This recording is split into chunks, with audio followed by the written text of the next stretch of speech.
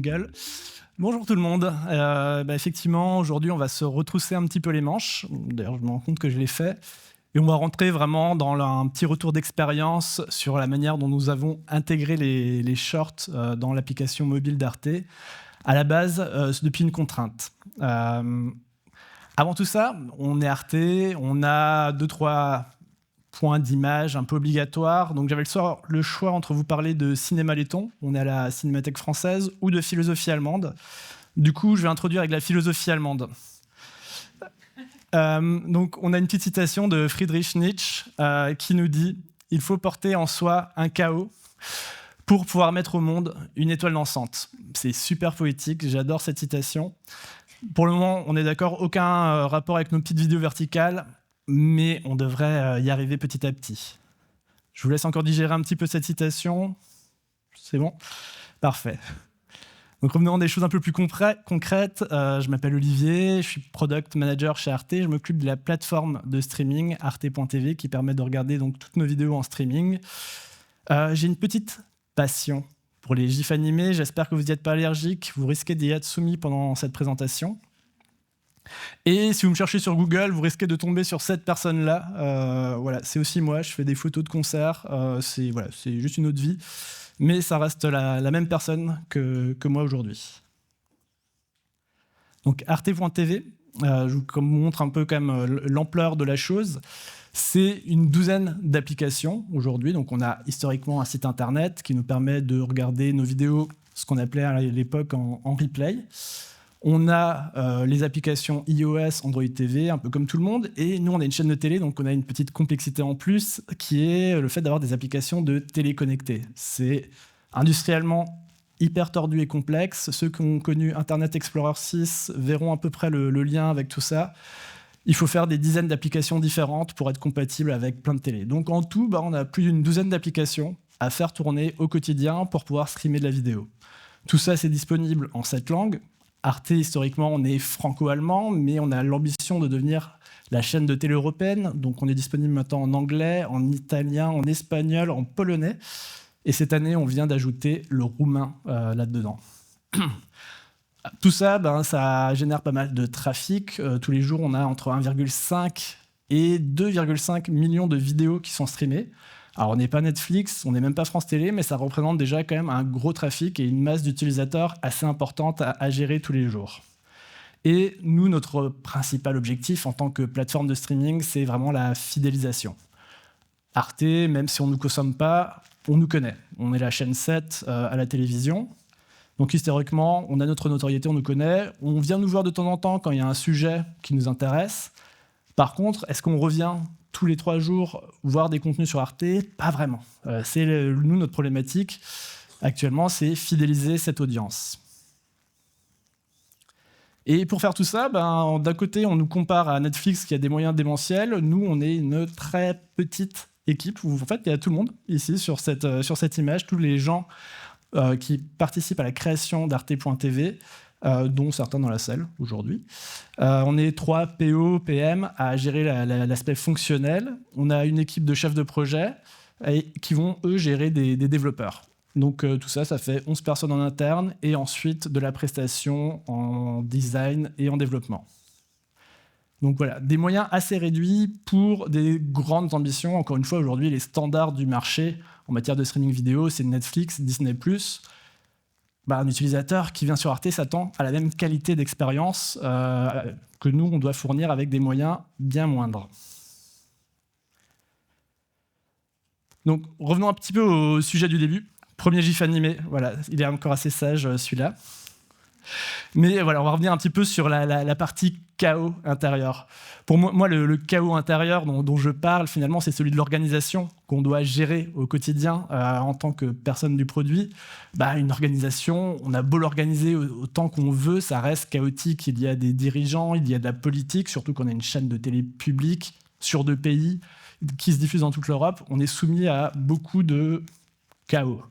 Et c'est à nous, en tant que personne du produit, d'essayer de prendre tout ça, de l'organiser et de le transformer en valeur pour nos utilisateurs.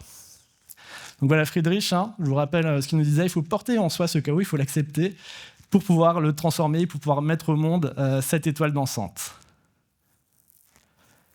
Donc sur Arte TV et Arte, le chaos se matérialise des fois de manière très bête, comme ce fail. J'appelle ça un fail parce que un beau jour, fin 2023, en tant qu'équipe produit, on regarde un petit peu nos contenus, on fait de la veille sur notre application, et on voit apparaître une vidéo verticale, très bien, mais qui en fait apparaît dans une application qui est faite pour des vidéos horizontales. Arte, ça a toujours été une chaîne de télé, la télé elle est horizontale. Nous, on a fait une plateforme de streaming pour des vidéos horizontales. Et là, finalement, il y a une contrainte, il y a une équipe qui a créé du contenu pour des réseaux sociaux, très bien, au format vertical, c'est super, c'est une super série qui s'appelle Fragment, sauf que le financeur de cette série, c'est un financement public, impose que la série soit disponible sur arte.tv et pas uniquement sur les réseaux sociaux. Donc là, qu'est-ce qu'on fait, qu'est-ce que font les équipes contenu assez naturellement? Ils prennent cette vidéo verticale, ils la mettent dans une vidéo horizontale avec des grosses bandes noires, on regarde ça sur un device qui est vertical, de ce qui fait qu'on a une expérience horrible, assez lamentable. Donc nous, on part de ce constat et on est là, on a un problème. Effectivement, on va essayer de le régler. Et quitte à le régler, est-ce qu'on n'arriverait pas à atteindre certains objectifs au passage? Ça pourrait nous arranger. Encore une fois, nous, nos objectifs, c'est fidéliser nos utilisateurs. Donc on va essayer de transformer peut-être cette contrainte, en tout cas, on va devoir la traiter. Si on arrive à atteindre des objectifs, ça serait quand même vachement plus sympa. Donc on va commencer par observer un petit peu tout ce qu'on a à notre disposition, tout ce qu'on sait sur nos utilisateurs, tout ce qu'on sait du marché, pour voir comment on peut intégrer tout ça en atteignant des objectifs. Donc, ce qu'on sait, c'est que nous, on a cette série Fragment, très intéressante, qui est apparue un beau jour sur arte.tv, mais à côté de ça, on a un catalogue de centaines de vidéos qui est déjà disponible et qui est diffusé sur les réseaux sociaux. Donc, on a une grosse quantité de contenu disponible qui n'est pas du tout exploité sur arte.tv, mais qui sert juste à alimenter des réseaux sociaux. On sait aussi qu'aujourd'hui, je pense que moi, comme vous tous, on utilise TikTok ou Instagram ou les shorts de YouTube, et c'est finalement les nouveaux standards en matière de consommation de vidéos verticales. Le mobile, c'est vraiment le support natif par excellence pour ce type de vidéos. Et donc, quand on continue à dérouler cette pelote, nous, Arte, le mobile, on trouve ça assez intéressant parce que c'est notre vecteur qui fidélise le plus. Si on prend le web, finalement, on a des gens qui viennent par le SEO ou des personnes qui sont sur leur vieil ordinateur. La télé, c'est encore un usage qui progresse beaucoup, mais qui se développe encore. Par contre, le mobile, c'est les utilisateurs les plus engagés. Les gens qui vont faire ce geste de télécharger l'application, de se loguer dans leur application, c'est des utilisateurs très engagés. Donc on sait qu'il y a un potentiel d'utilisateurs très engagés qui utilisent nos applications mobiles. Donc on lance, comme vous devez avoir tous l'habitude, une première phase de conception, de discovery. On commence à chercher des idées, on fait des brainstorms, on colle des post-it dans Miro. Je pense que vous en avez tous déjà collé des centaines. Et on commence à réfléchir à des idées d'intégration de ces vidéos qui permettent d'être bien intégrées, premièrement, et qui permettraient d'atteindre nos KPI. Tout ça en n'oubliant pas quand même 2 points essentiels. La première, il faut que ce soit au service de l'utilisateur. Et la deuxième, on a un média, il faut que ce soit au service du contenu. Il ne faut pas que ce soit gratuit. Le cœur de notre produit, finalement, c'est le contenu qu'on va diffuser et c'est notre ligne éditoriale. Donc on commence à réfléchir à tout ça. On convoque différentes équipes, les équipes contenu, marketing. On réfléchit à des idées. L'idée commence à se propager dans l'entreprise petit à petit. Les managers en prennent connaissance, puis la direction. Et un beau jour, donc là, on est en 2024. C'est un projet qui s'est fait globalement en 2024. Un beau jour de printemps 2024. Surprise. L'information est remontée jusqu'à la direction qui trouve l'idée absolument géniale d'intégrer ces vidéos dans l'application mobile, qui a besoin de sujets justement autour du numérique à annoncer à la conférence de presse de la rentrée qui a lieu en septembre. Tous les ans, en septembre, il y a une grande conférence de presse Arte où on annonce les nouveaux programmes qui vont être diffusés pendant les 365 prochains jours. Et ça va être l'occasion, cette année-là, d'annoncer aussi des innovations, des nouvelles fonctionnalités sur la plateforme. Donc nous, on a commencé la conception à ce moment-là, mais on ne sait pas encore ce qu'on va faire concrètement. On est en pleine phase de recherche. Et tout d'un coup, on a une deadline au mois de septembre qui nous tombe dessus. Donc là, on rajoute un petit peu de chaos. On essaie déjà de gérer un premier chaos très simplement. On se prend une deadline très forte. Il faut que ce soit disponible. On ne sait même pas encore exactement ce que c'est, mais ça sera disponible en septembre. Donc il faut se décider très rapidement sur une expérience. On avait plein d'idées, on va en choisir une, qui est celle que j'appelle moi le bandit manchot, c'est l'expérience native de TikTok. Je lance mon application, j'arrive sur une vidéo, je ne sais pas ce que ça va être, je peux swiper, je passe à la vidéo suivante. Et pourquoi on fait ce choix-là ? C'est effectivement très drivé par la contrainte de temps, mais aussi par le potentiel qu'on y voit. Le premier, c'est que ça demande très peu d'interface à développer. Le développement mobile, ça prend du temps, ça coûte cher. Là, finalement, on va développer un player avec quelques boutons, un titre, une description, et c'est réglé. Tout le contenu pour alimenter cette expérience est disponible. On en a vu qu'on avait un catalogue assez gros. Ça demande assez peu d'intervention des équipes éditoriales. Encore une fois, il faut un titre, une description. C'est des choses qui existent déjà, on les a déjà écrites pour les réseaux sociaux, donc pas de problème. Et aussi, on sait que ces mécaniques de bandit manchot qui sont utilisées par d'autres plateformes sont assez engageantes pour l'utilisateur. On va passer du temps à swiper dans ces vidéos pour voir la prochaine vidéo. C'est un petit peu le petit bonbon, on ne sait pas ce qui va arriver, on a envie de savoir ce qui vient derrière. Donc on se dit, ok, les autres jouent avec ça, nous aussi on va aller là-dessus, mais avec notre proposition éditoriale qui est plus qualitative. Et tout ça, on va devoir le sortir en environ 4 mois, avec un trimestre d'été au milieu. Là, on est au mois de mai, il y a le mois de septembre, l'été au milieu, voilà, les conditions parfaites pour développer une nouvelle fonctionnalité majeure comme celle-là. Voilà, vous voyez Friedrich, il commence à fatiguer un petit peu de toutes ces contraintes et de tout ce chaos, mais il assume malgré tout sa citation. Il faut porter en soi ce chaos pour pouvoir mettre au monde cette fameuse étoile dansante. Sauf que, on va rencontrer encore quelques embûches qu'on va évidemment essayer de contourner. Comme on pourra le faire ? La première, c'est ce que j'appelle l'iceberg. C'est-à-dire que nous, on était hyper contents. On a une expérience front hyper simple. Il n'y a quasiment pas d'interface à développer. C'est assez simple à éditorialiser. Super, on part en développement et ça va être réglé. Sauf que, en fait, l'organisation, même si pour ce qu'on propose à l'utilisateur est extrêmement simple, derrière, il y a une organisation, Arte, des milliers de collaborateurs, 2 pays, 3 entreprises. Il faut intégrer tout ça dans cette fonctionnalité, finalement. Donc, il va falloir mettre en place des workflows qui permettent de gérer un nouveau format de vidéo qui n'existait pas jusqu'à présent dans Arte. Ça existait juste pour les réseaux sociaux. Donc, pour les réseaux sociaux, pas besoin d'industrialiser tout ça. On envoyait ça directement sur YouTube, TikTok ou Insta.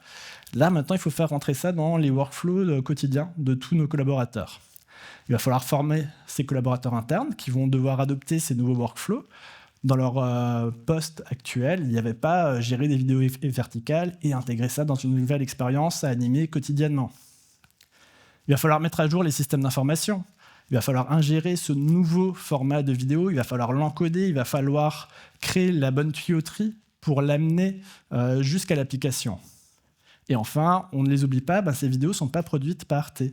Elles sont produites par des sociétés de production externes qui vont devoir s'adapter, elles aussi, aux normes de diffusion d'Arte, parce que, on a encore une fois une chaîne de télé, historiquement, on a des normes très spécifiques.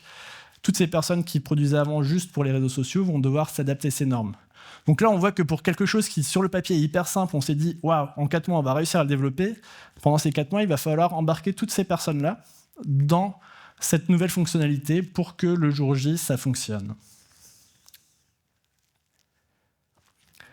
Ensuite, deuxième point, on va devoir prioriser. Alors ça, je pense qu'on connaît tous le principe. On arrive avec un backlog grand comme ça d'idées. Même si on a défini déjà notre expérience, le bandit manchot, il y a plein de fonctionnalités qu'on peut mettre en place autour de ça. Donc je ne vais pas vous lister tout ce qu'on ne va pas faire, mais il y a vraiment plein de choses qu'on a choisi de ne pas faire parce que pas le temps. On veut aller rapidement en production vers un MVP. Et on va garder 2 choses. Un onboarding qui dit « Bienvenue dans les shorts Arte, tu peux swiper pour aller à la vidéo suivante ». Et ensuite, la deuxième petite astuce, donc on se doute tous que c'est une pile de vidéos qu'on va pouvoir swiper pour aller à la prochaine, mais on va devoir être un peu malin, parce que TikTok, Insta, ils ont des algos de recommandations personnalisées hyper performants. Nous, on ne sait pas faire ça, on n'a pas le temps de le développer, on n'a pas les ressources pour le faire. On se dit, on va prendre ces vidéos, on va les mettre de manière aléatoire. Même ça, côté du développement, nos API ne sont pas prêtes pour ça. Par contre, ce qu'on sait, on revoit nos chiffres, ce qu'on sait, c'est qu'un utilisateur de l'app mobile vient en moyenne 2 fois par semaine, qui passe en moyenne 11 minutes dans l'application. Bon, il n'y a peut-être pas besoin de publier 50 nouvelles vidéos tous les jours, parce qu'un utilisateur moyen ne les verra jamais. Si on publie tous les jours, on prend une pile de vidéos, toujours dans le même ordre, et tous les jours, on rajoute 5 nouvelles vidéos au sommet de cette pile, ce qui fait qu'un utilisateur qui n'est pas venu pendant 4 jours aura 20 nouvelles vidéos à regarder, vidéos qui durent 3-4 minutes. Enfin voilà, il a déjà 30 minutes de contenu à regarder sans aucun problème, soit plus que le temps qui passe normalement dans l'application. Donc là, vraiment, c'est les petites techniques, finalement, pour gagner du temps de développement. Finalement, on n'a pas besoin de faire des choses extrêmement complexes pour que l'utilisateur ait l'impression qu'il y a du nouveau contenu tous les jours.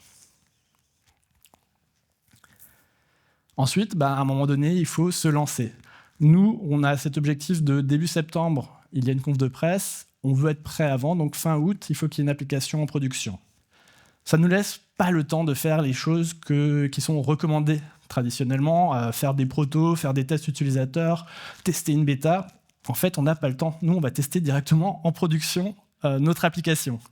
Ça sonne comme une très mauvaise idée, mais on va se rendre compte qu'il y a, encore une fois, en s'organisant un petit peu, on peut tirer parti de cette contrainte pour avancer, pour finalement avoir une fonctionnalité optimale. Donc, évidemment, on ne se lance pas non plus sans filet. Il y a plusieurs choses qu'il faut préparer pour que ce lancement, certes pas très protocolaire, puisse fonctionner. La première, c'est d'avoir bien défini ses KPI, ses objectifs, et d'avoir mis en place les outils qui vont permettre de les mesurer. Donc nous, on sait ce qu'on veut mesurer, on a vérifié que l'application envoyait bien les informations nécessaires. Ça, c'est le pire quand on lance une fonctionnalité et qu'on se rend compte que notre tracking n'est pas opérationnel. Finalement, on l'a lancé à l'aveugle et on n'a aucune information.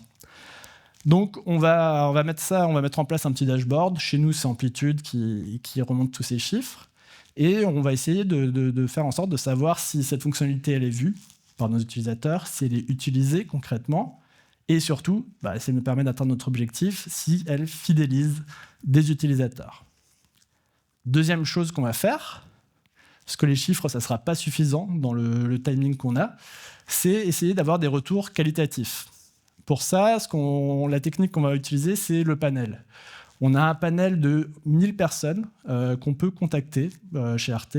Alors pour leur demander leur avis sur nos programmes, pour leur demander leur avis sur plein de choses, nous, on va s'en servir à ce moment-là. On va contacter les équipes des études qui gèrent ce panel et on va leur demander d'envoyer un premier mail le jour de la sortie de cette application.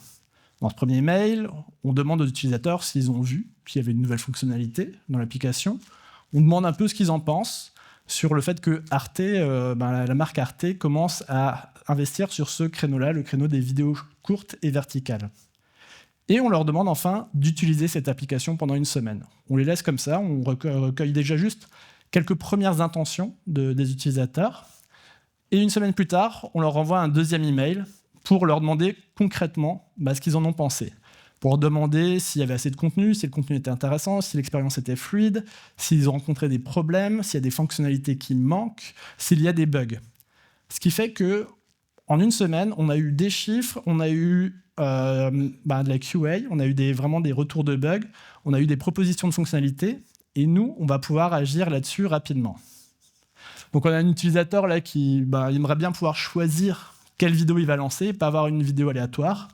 Malheureusement pour lui, on ne pourra rien faire dans le timing qu'on a. On avait déjà évalué cette possibilité, c'est trop lourd, c'est trop long, on met ça dans un backlog pour plus tard, de côté. Un autre utilisateur nous dit moi je ne peux pas couper le son quand je regarde ces vidéos au bureau. C'est questionnable. Mais en tout cas, il nous fait cette remarque. Nous, on était partis du principe que on va peut-être gagner 2 heures de développement si on ne met pas cette fonctionnalité qui est déjà disponible sur tous les téléphones. Il y a des petits boutons matériels, pas besoin de le développer. Sauf que finalement, c'est un usage d'avoir ça dans les interfaces. Certains téléphones n'ont pas ces boutons. Donc là, on a le temps, finalement. On se dit qu'en une semaine, on a largement le temps de développer cette petite fonctionnalité simple, donc on va l'ajouter.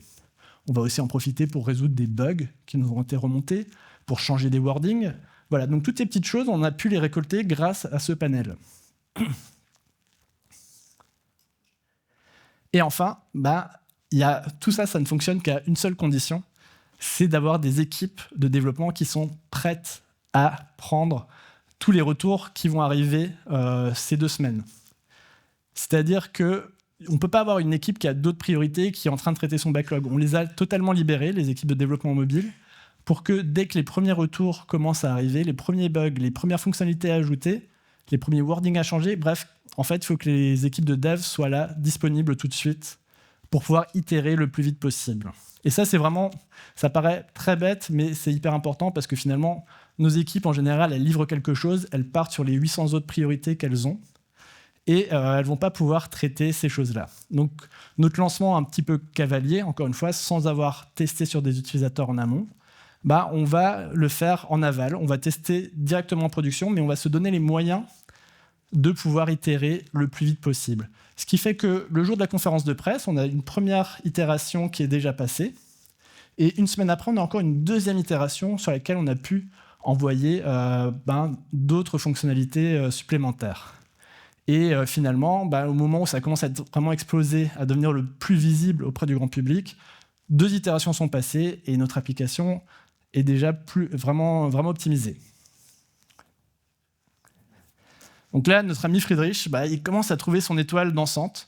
On a pris tout ce chaos, on a pris les contraintes de il y a des vidéos verticales qui sont là, il faut en faire quelque chose. On a pris les délais raccourcis, on a essayé de transformer tout ça pour arriver à notre petite étoile dansante. Et effectivement, on continue, comme toute personne du produit le ferait naturellement, à suivre nos chiffres dans Amplitude. Et on a nos premiers constats. Donc les retours utilisateurs sont plutôt positifs. Évidemment, on aura des détracteurs qui vont dire « Arte qui se positionne là-dessus, ce n'est pas possible, c'est pas là où je vous attendais ». On comprend, on s'y attendait, c'est normal. Mais l'accueil global est plutôt très bon.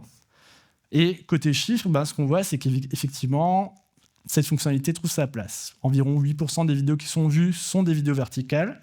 La fonctionnalité est présente, elle est utilisée, elle ne cannibalise pas les vidéos horizontales, qui restent quand même le cœur de notre métier. Et surtout, on découvre des choses vraiment intéressantes. La première, qui est la dernière de ma slide, c'est que le taux de rétention est 2 fois plus élevé pour une personne qui va consommer des shorts. C'est-à-dire que si je regarde des shorts dans l'application Arte, je viens 2 fois plus souvent dans cette application qu'une personne qui ne va pas en consommer. Super, c'était nos objectifs de rétention. On commence à les atteindre grâce à cette fonctionnalité. Notre étoile, là, vraiment, elle danse au maximum. Deuxième point, c'est qu'un utilisateur qui regarde des shorts, au lieu de passer 11 minutes en moyenne dans l'application, il va passer 20 minutes. C'est presque 2 fois plus longtemps. Le chiffre, honnêtement, on n'y croyait pas.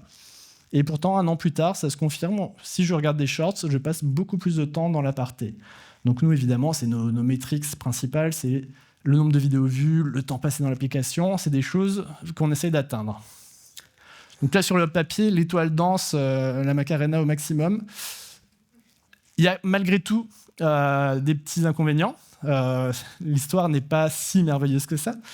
Quand on continue à regarder nos chiffres, on se rend compte que l'entrée des shorts, c'est l'entrée la moins cliquée de la tab bar. On a 5 entrées, je crois, dans la tab bar sur mobile, la barre de navigation. Chaque entrée vaut très cher. Tout le monde veut être présent ici. Quand on a une place là-dedans, donc pour accéder à ces shorts, on a intérêt à ce qu'elle soit bien rentabilisée. À ce moment-là, cette entrée, ça reste la moins cliquée, la moins performante. Et on se rend compte aussi que ce sont toujours les mêmes utilisateurs qui vont revenir consommer des shorts. Donc, on a un petit problème de découvrabilité. On a une fonctionnalité, quand on l'utilise, on revient. Visiblement, les utilisateurs l'apprécient et elle fidélise, mais il n'y a pas encore beaucoup d'utilisateurs qui l'ont adopté. Donc, c'est à ce moment-là qu'on va repartir dans un nouveau cycle produit et on va essayer d'ajouter des nouvelles fonctionnalités pour rendre ces shorts plus visibles.